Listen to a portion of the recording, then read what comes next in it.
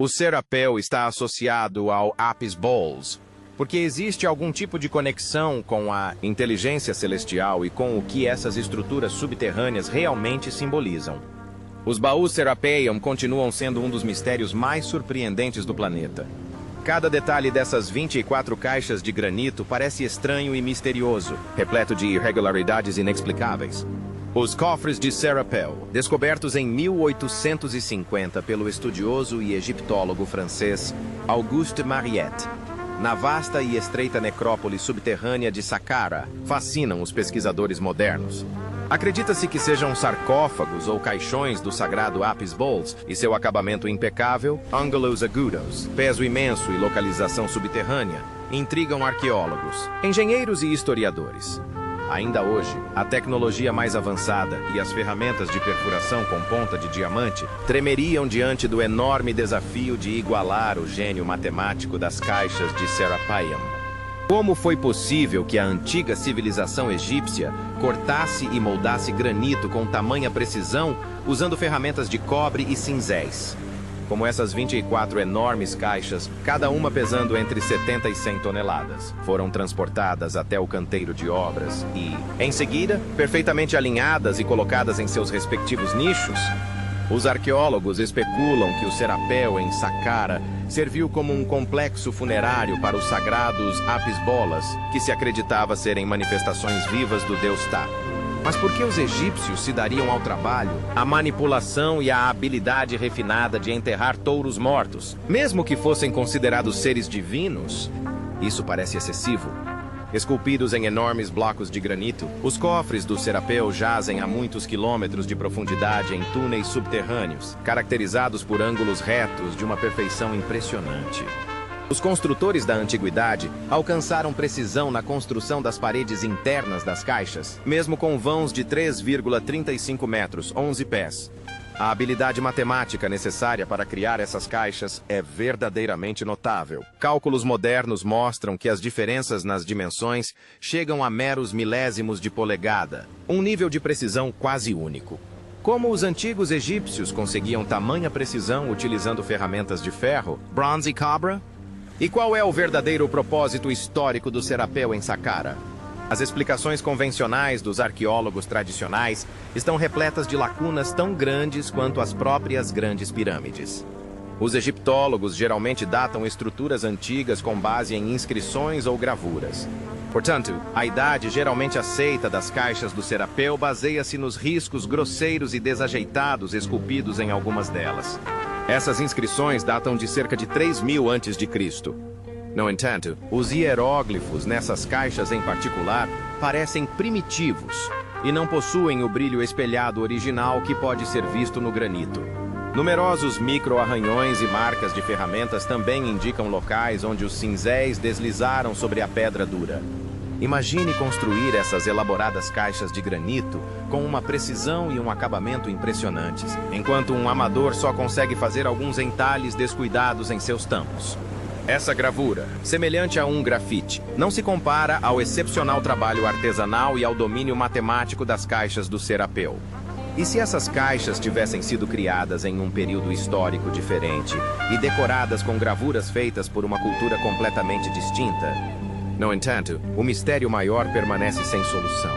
Independentemente do período antigo em que essas caixas foram projetadas, como poderia o mero poder humano ter realizado tal feito arquitetônico?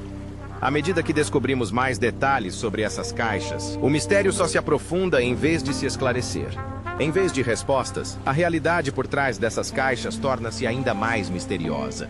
De acordo com pesquisadores e arqueólogos, o granito usado para construir alguns dos cofres de Serapel não ocorre nas pedreiras próximas a Saqqara. Na verdade, grande parte do granito veio de pedreiras localizadas no deserto oriental do Egito, onde não existem rotas fluviais que o liguem a Saqqara.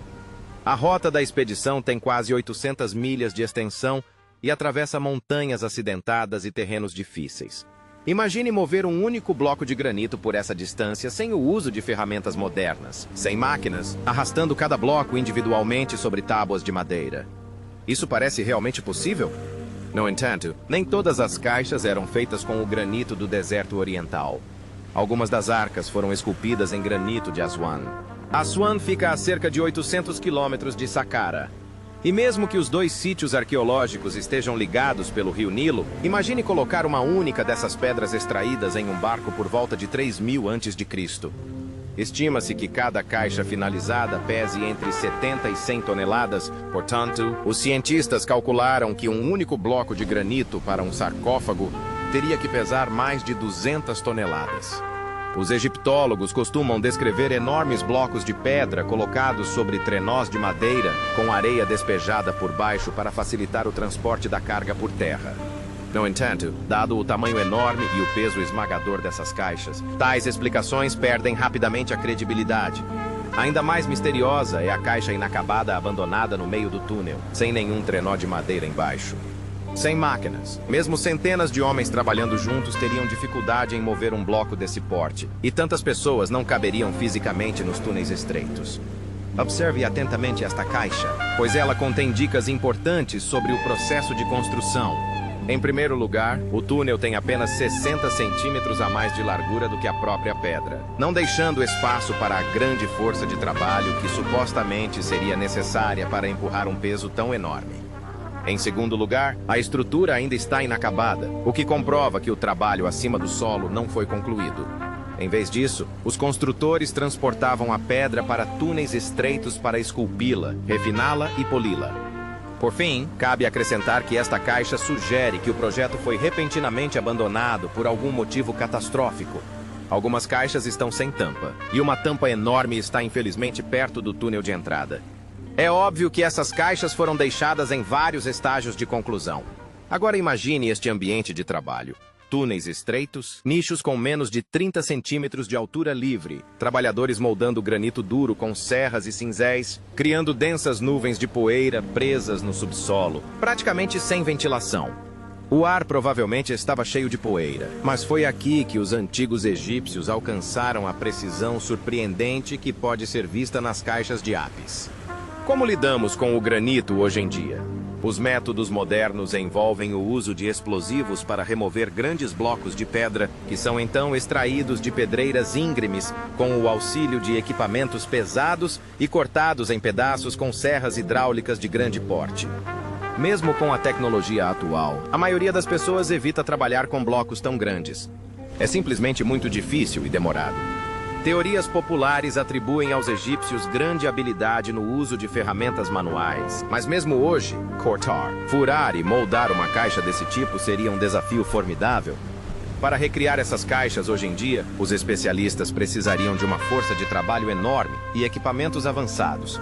O processo começou com a extração de um enorme bloco de uma pedreira no leste do Egito, usando ferramentas modernas. O transporte para Saqqara, o esvaziamento com máquinas, a manutenção de sua geometria precisa com ferramentas de medição avançadas, o corte de tampas do mesmo bloco, o polimento de cada superfície e, finalmente, o transporte para o subsolo. Ter conseguido tudo isso há milhares de anos usando apenas músculos humanos é algo surpreendente. Engenheiros modernos chegam a afirmar que levantar um bloco desse tamanho seria quase impossível. Então decidiram construir a caixa com 6 peças menores de granito em vez de um único monólito.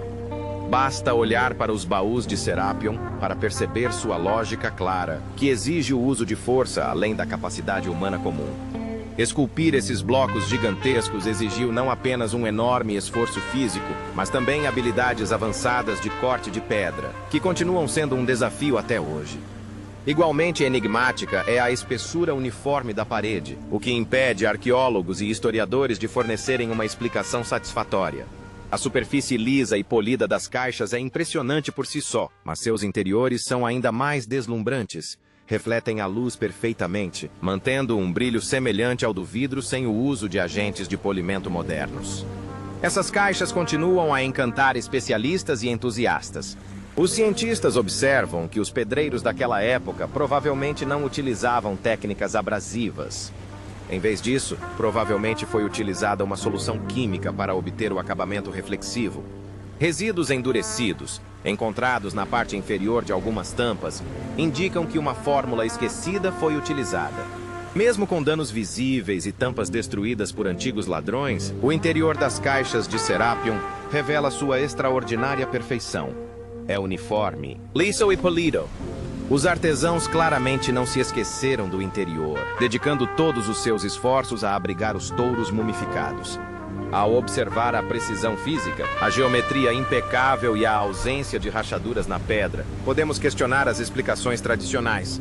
Usar martelos para escavar o interior teria rachado o granito, e talhar fragmentos tão grandes à mão teria levado um tempo impossivelmente longo. Se aceitarmos as teorias arqueológicas convencionais, devemos acreditar que uma civilização antiga, sem máquinas ou tecnologia moderna, extraía enormes blocos de granito no leste do Egito e, em Aswan, retirava blocos de 200 toneladas das pedreiras, transportava-os por centenas de quilômetros até Saqqara. Em seguida, os moldava em caixas geométricas, tudo com o propósito de enterrar touros apis mumificados. Por que construir caixões tão grandes para touros? Seriam essas medidas destinadas a aumentar o conforto da múmia? As caixas variam de tamanho, mas as maiores têm mais de 6,5 pés de largura e 13 pés de comprimento. Se o objetivo era a conveniência, por que outros touros apis foram encontrados em sarcófagos de madeira simples perto do Serapion, em Saqqara? Os próprios faraós eram frequentemente enterrados em caixões apertados que mal comportavam seus corpos. Portanto, o conforto na vida após a morte não era uma prioridade para eles. Os fatos simplesmente não batem. Outro enigma é a escolha do granito. Por que não foi utilizada a pedra calcária, que era a preferida em muitas outras estruturas egípcias? Os cofres de Serapil eram enterrados para protegê-los das intempéries, portanto, o calcário era suficiente. O calcário é mais macio, mais fácil de moldar, mais leve e abundante nas pedreiras próximas. Sua utilização reduziria significativamente a mão de obra necessária em pedreiras, transportes e construção. Apesar disso, os egípcios viajavam centenas de quilômetros para obter granito. Uma explicação intrigante foi fornecida pelo cosmólogo russo Konstantin Borisov. O granito é perfeito para produzir recipientes herméticos. É denso, não poroso e contém muitos cristais de quartzo. Sob a influência de tensão mecânica, o granito pode gerar uma carga elétrica. Borisov especula que essas caixas não eram simplesmente caixões, mas podem ter funcionado como baterias gigantes. Quando submetidos a uma pressão enorme, eles podem criar uma voltagem forte o suficiente para ionizar o ar, potencialmente fazendo-o brilhar. A ausência de fuligem e marcas de queimadura no interior dos túneis corrobora a teoria de que não foram utilizadas tochas no subsolo. Será que isso explica por que os antigos construtores se deram ao trabalho de transportar enormes blocos de granito para Saqqara? As caixas, cujas tampas pesavam quase 30 toneladas, podem ter sido concebidas como câmaras de pressão em um complexo processo científico. Um esboço do século XIX corrobora a tese de Borisov, mostrando pilhas de pedras colocadas sobre as tampas, presumivelmente para aumentar a pressão e aprisionar o que quer que estivesse dentro. Se fossem apenas caixões, por que adicionar peso extra? Os touros mumificados não tinham intenção de ir a lugar nenhum. Que processo exigiu medidas tão extremas? Por que as tampas exigiam pressão extra na parte superior? Os egiptólogos descrevem centenas de artesãos trabalhando em túneis escuros e empoeirados, arrastando enormes blocos de granito por passagens estreitas e centralizando-os com perfeita precisão, repetindo o processo 23 vezes. A motivação e a determinação necessárias apontam para um propósito muito mais amplo do que simplesmente enterrar touros, sugerindo que algo muito mais profundo e misterioso se esconde por trás dos cofres do Serápio. Portanto, se combinarmos as descobertas de Borisov com pesquisas conduzidas por engenheiros como Christopher Dunn, o conceito de caixas de Serápio como baterias gigantes começa a fazer sentido. A extensa pesquisa de Dunn indica que as grandes pirâmides de Gizé não eram meros monumentos. Essas eram máquinas de captação de energia, projetadas para gerar eletricidade para a antiga civilização egípcia. Essa perspectiva levanta naturalmente a questão de se as ideias de Graham Hancock sobre os arquitetos pré-históricos poderiam ser mais plausíveis do que as explicações arqueológicas convencionais. As teorias de Hancock são controversas porque postulam a existência de uma civilização tecnologicamente avançada que existiu antes dos primeiros registros históricos e foi destruída por um cataclismo. Ele aponta para textos culturais e religiosos de todo o mundo, muitos dos quais mencionam o Grande Dilúvio. E se uma inundação tivesse destruído uma civilização muito mais avançada que o Egito, deixando para trás vestígios de tecnologia que civilizações posteriores, trabalhando com ferramentas de cobre e cinzéis, só conseguiam compreender parcialmente? E se as pessoas atingissem um certo nível de proficiência tecnológica e, de repente, fossem obrigadas a recomeçar do zero?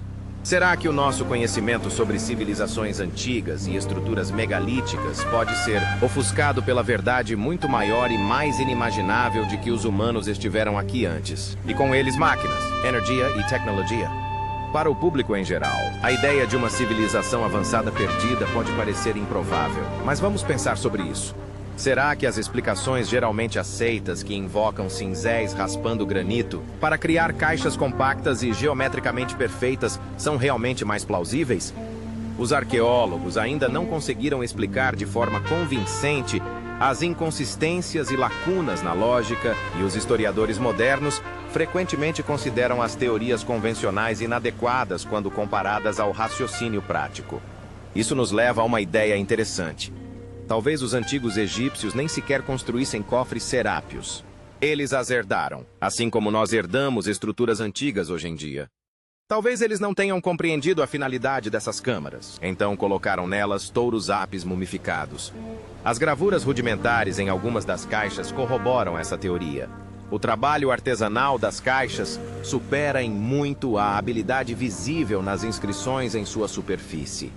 A construção magistral e a escultura amadora claramente não provêm da mesma civilização.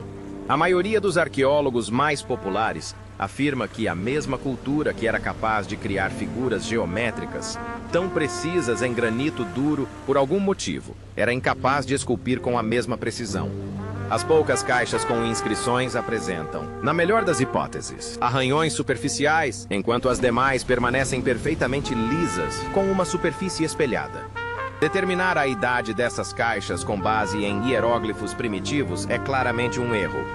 Essas caixas provavelmente se destinavam a algo muito mais grandioso do que o enterro de um touro. Talvez seja uma manipulação energética complexa ou um processo científico que a humanidade ainda não redescobriu. Os céticos rejeitam as teorias de Hancock, salientando que não há evidências de máquinas ou tecnologia avançada nessas estruturas antigas. Eles afirmam que os pedreiros egípcios alcançaram essa habilidade por meio de paciência, prática e conhecimento transmitido de geração em geração. No entanto, as capacidades físicas humanas têm seus limites. Mesmo com uma dedicação incrível, mover e moldar enormes blocos de granito em dimensões perfeitas é algo que exige muita credibilidade. Descobertas semelhantes no Egito desafiam a tese de que apenas artesãos que utilizavam ferramentas de cobre poderiam ter criado essas maravilhas arquitetônicas.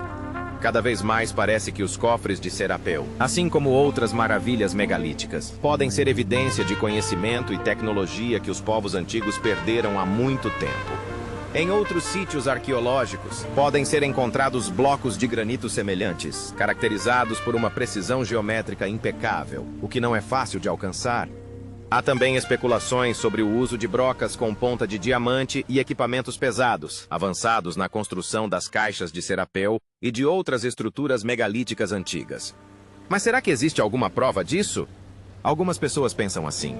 Um exemplo notável é um baú de granito semelhante em exposição no Museu do Cairo, que apresenta um único recorte irregular. À primeira vista, parece ser um projeto abandonado devido a um bug. No entanto, ao observar o ângulo e a profundidade do corte, torna-se evidente uma verdade surpreendente sobre seus criadores. Um corte desse tipo só poderia ser feito cortando granito em velocidades muito altas. Como o cinzel conseguiu penetrar tão profundamente no granito duro sem a força de um martelo, que teria feito a pedra rachar e se estilhaçar completamente? Agora observe as marcas de serra visíveis em outras caixas de granito dentro do Museu do Cairo. Elas se assemelham muito às marcas deixadas por serras de fita modernas.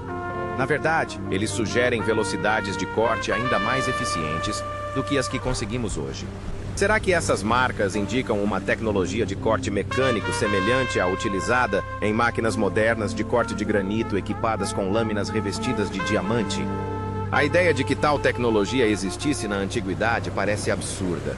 Mas será que a explicação alternativa para a lenta cinzelagem do cobre e do ferro é mais convincente? Posteriormente, foram encontrados furos de perfuração perfeitamente circulares em diversos artefatos de granito em território egípcio. Como os arqueólogos tradicionais os explicam? Para obter furos com diâmetro e profundidade uniformes, é necessário utilizar uma furadeira de alta velocidade com cabeça revestida de diamante. Outro exemplo é um artefato cilíndrico de granito descoberto perto da Grande Pirâmide, que possui um sulco espiral contínuo gravado em sua superfície, muito semelhante a um disco de vinil. Como seria possível criar uma espiral desse tipo sem rotação rápida? A ideia de que a civilização egípcia simplesmente descobriu e reutilizou os baús de Serapis torna-se cada vez mais plausível, especialmente quando comparamos isso com as esculturas rudimentares que podem ser encontradas nesses baús, que, de resto, são arquitetonicamente perfeitos. Ao que tudo indica, a peça que falta pode ser tecnologia perdida, destruída por uma grande inundação ou outra catástrofe, à espera de ser redescoberta. Tal descoberta poderia explicar não apenas a origem e o propósito dos cofres de granito de Serapião, mas também a precisão e a majestade de outras estruturas megalíticas ao redor do mundo. Por ora, os mistérios que envolvem os baús de granito de Serapion permanecem sem solução. A precisão, a escolha dos materiais, o transporte e a localização envolvidos não podem ser explicados de forma simples. Por que essas caixas foram arrastadas para o interior do labirinto subterrâneo? Por que usar um material tão intransigente? Como conseguiram achatar as paredes internas a uma espessura de 12 avos da espessura de um fio de cabelo humano? Como esses pesos enormes foram transportados por centenas de quilômetros desde pedreiras distantes? Como foram transportados por túneis estreitos que não tinham espaço para trabalhadores? De onde veio tamanha precisão matemática extraordinária? E por que os interiores eram polidos até ficarem lisos? Como se tivessem uma superfície de vidro? Se eram destinados unicamente a armazenar múmias de touros? No entanto, se essas caixas foram de fato construídas por uma civilização pré-histórica tecnologicamente avançada e há muito perdida, novas questões surgem. Como conseguiram encaixar as máquinas em túneis tão estreitos? Quais métodos foram utilizados para posicionar essas caixas colossais em seus devidos lugares? Frequentemente surgem teorias que incluem a existência de deuses, extraterrestres ou gigantes, mas cada uma delas contém certos elementos improváveis. A civilização moderna ainda aguarda uma explicação racional e, sem evidências sólidas, tudo o que podemos fazer é tirar nossas próprias conclusões, escolhendo aquelas que nos parecem mais razoáveis, se possível,